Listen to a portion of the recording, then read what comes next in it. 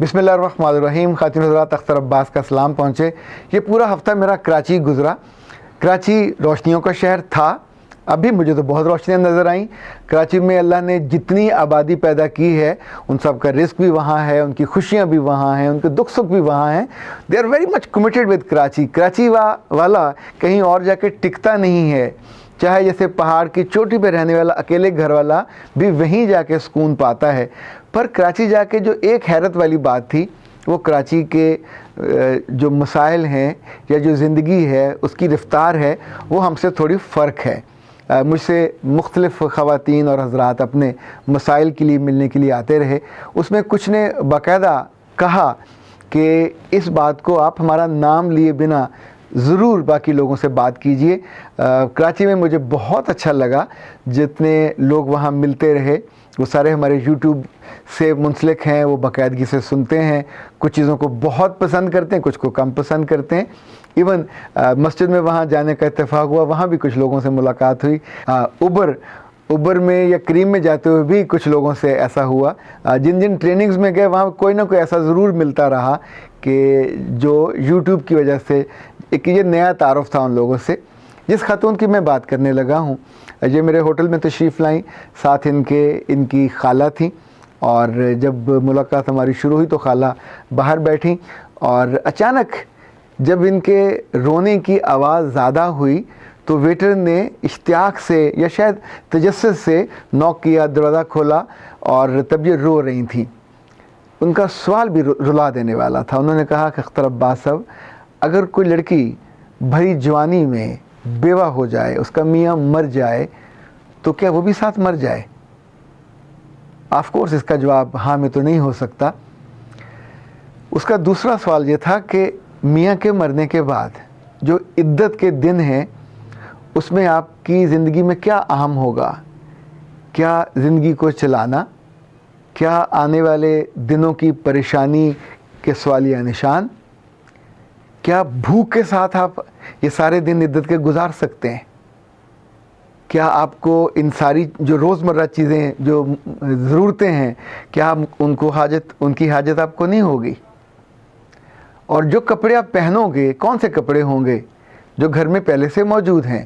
کیا بندہ مرنے کے بعد, اسے قبرستان پہنچانے کے بعد بیوہ بازار چلی جائے, کپڑے خریدے ہلکے رنگوں کے اور سفید رنگ کے, تاکہ اس مرنے کو سیلیبریٹ کیا جا سکے؟ تب اس نے مجھ سے کہا, ہم بظاہر تو مسلمان لگتے ہیں, ہم اندر سے ہندو کیوں ہوتے جا رہے ہیں؟ ہم میڈیا کو دیکھ دیکھ کے اپنی ہر چیز کو سیلیبریٹ کرنے کے انداز میں کیوں سوچنے لگ گئے ہیں؟ پھر اس نے کہا کہ پچھلے دنوں میں نے ایک سوٹ پہنا, اور یہ میرے میاں کو فوت ہوئے ہفتہ بھر ہوا ہوگا, تو ہمارے پورے خاندان میں صرف ایک مرد ہے اور وہ میرے ماموں ہیں.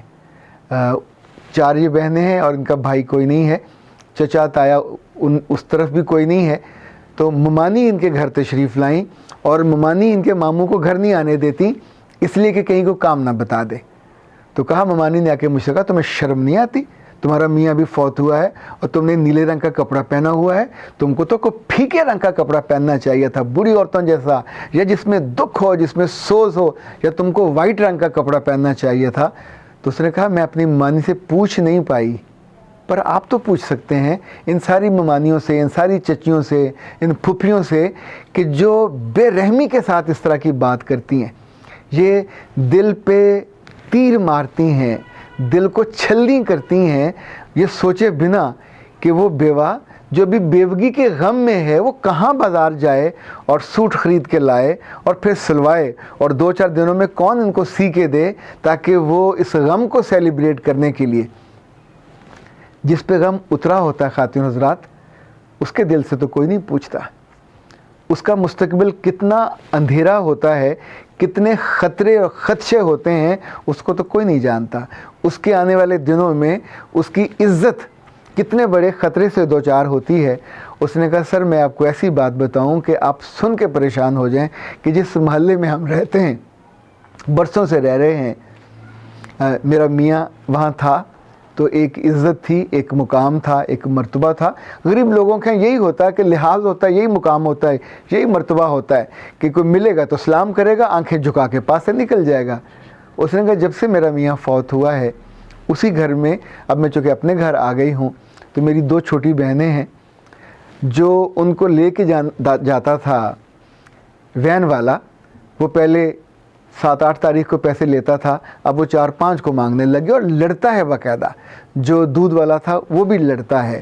جب ہم گھر سے باہر کوئی بہن نکلتی ہے, جو ایون میری والدہ باہر نکلتی ہے چونکہ وہ بھی بیوہ ہے اور اس نے بھی بیوگی کا غم سہا ہے, تو واپس آ کے جو تکلیف دہ باتیں میری بہنیں بتاتی ہیں کہ لوگوں کی آنکھوں میں اب وہ حیا نہیں ہے, اب وہ لحاظ نہیں ہے. شاید ان کو یہ لگتا ہے کہ ان کے پشت پہ جو بھائی کھڑا تھا, جو اس کا میاں زندہ تھا, تو اس کی وجہ سے کچھ شیلٹر مل جاتا تھا, کچھ تحفظ مل جاتا تھا, ایک عزت اور آبرو کا مان اور احسان تو ہوتا ہے جو مل جاتا ہے.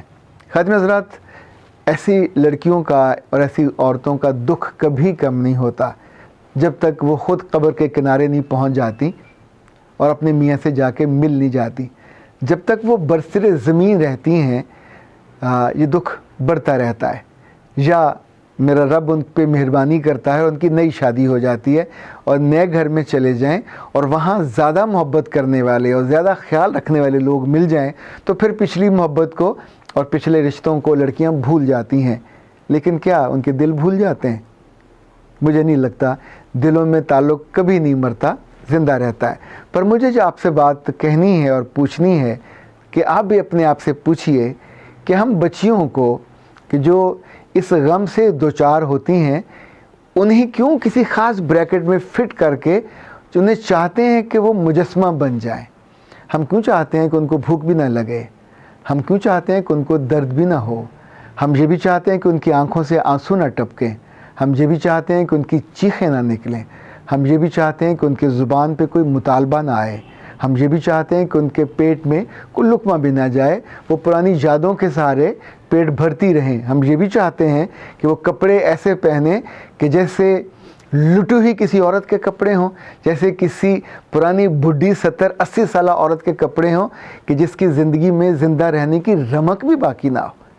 کیا میرے رب کا یہ منشا ہے؟ غم عام انسانوں کے لیے تو 3 دن کا ہوتا ہے, اور اس بیوہ کے لیے یہ غم نہیں ہے, یہ عدت ہے. اور عدت غم زدہ ہونے کا نام نہیں ہے.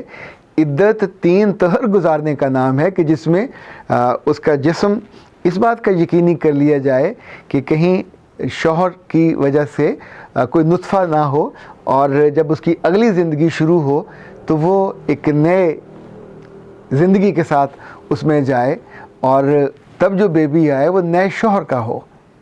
یعنی جس بات کو یقینی بنایا جاتا ہے وہ چیزوں کو پچھلا کہانی وہاں ختم کر دی جاتی ہے, نئی کہانی اس کے بعد شروع ہونی ہوتی ہے. زندگی کی زندگی زندہ کہانی ہے. یہ دکھوں سے بھری تب ہوتی ہے جب ہم اور آپ اس کو دکھی کر دیتے, اور ہم اور آپ ان بچیوں کو اگر ایک لڑکی کے طور پہ, ایک ایسی دل والی حساس لڑکی کے طور پہ دیکھیں کہ جس نے نیا نیا غم کا دریا عبور بھی نہیں کیا, اس میں بیچاری غوطے کھا رہی ہے, اور ہم اس سے مطالبے کرنے لگ جائیں اس طرح کے کہ جو پرانے عہدوں میں عورتیں کم عقلی کی وجہ سے اور کم فہمی کی وجہ سے کیا کرتی تھی. مجھے لگتا ہے اس عہد میں تھوڑا سا طرز فکر بدلنا چاہیے. جب کوئی بچی بیوہ ہو جائے تو اس کے گھر والوں کو, اس کے عزیزوں اقارب کو انہی دنوں میں, ان 40 دنوں میں جو عدت کے گزار رہی ہے, ان 40 دنوں کو ترجیحاً غم میں مبتلا کرنے کی بجائے اس کی نئی زندگی کو پلان کرنا چاہیے, اس کے لیے رشتہ ڈھونڈ لینا چاہیے, تاکہ جب وہ عدت سے نکلے تو اسے نئے سفر پہ روانہ کر دیا جائے, اسے نئی زندگی کی خوشی دے دی جائے. جو اس نے ایک غم اور دکھ سہا ہے یہ کم ہو جائے, یہ رک جائے, ورنہ پھر بیچاری وہ ذہنی مریض بن کے اسی غم کے ساتھ, اسی کے ساتھ سوئے گی, اسی کے ساتھ جاگے گی, اسی سے ٹیک لگائے گی, اور رو رو کے اس کی آنکھیں نور اپنا کھو دیں گی. اور یہ جو باتیں ہیں جو آس پاس کے لوگ ہی کرتے ہیں, جو اپنے لوگ ہی کرتے ہیں اپنی, اور یہ مرد نہیں کرتے, یہ خواتین زیادہ کرتی ہیں, کاش ان کی زبانوں کو تھوڑی سی بریک لگ سکے, کچھ وہ اپنی زبانوں کو روک سکیں کہ جو دوسرے کی دل آزاری کرنے کی بجائے, یعنی خود آپ فیصلہ کرنے والی ایک جج بننے کی بات کرتی ہیں کہ تیرے دل, تیری نیت اور تیرے ارادے اور تیرے کپڑے یہ سب جھوٹ ہیں, اور جو ہم سوچتی ہیں تیرے بارے میں وہ سچ ہے. اور یہ فیصلہ ہے ہمارا تمہارے بارے میں کہ تمہارے نہ نیت اچھی, نہ ارادے اچھے, نہ تمہاری انٹینشن اچھی. چونکہ تم نے سفید کپڑے نہیں پہنے یا پھیکے رنگوں کے نہیں پہنے, تو کوئی لڑکی اپنے بکسوں میں اور وارڈروب میں بیوہ ہونے کی تیاری کر کے کپڑوں کو نہیں لٹکاتی, لٹکائے بھی نہیں جا سکتے. اور آپ جبراً مت لٹکایا کریں. اختر عباس کو اجازت دیجیے. السلام علیکم.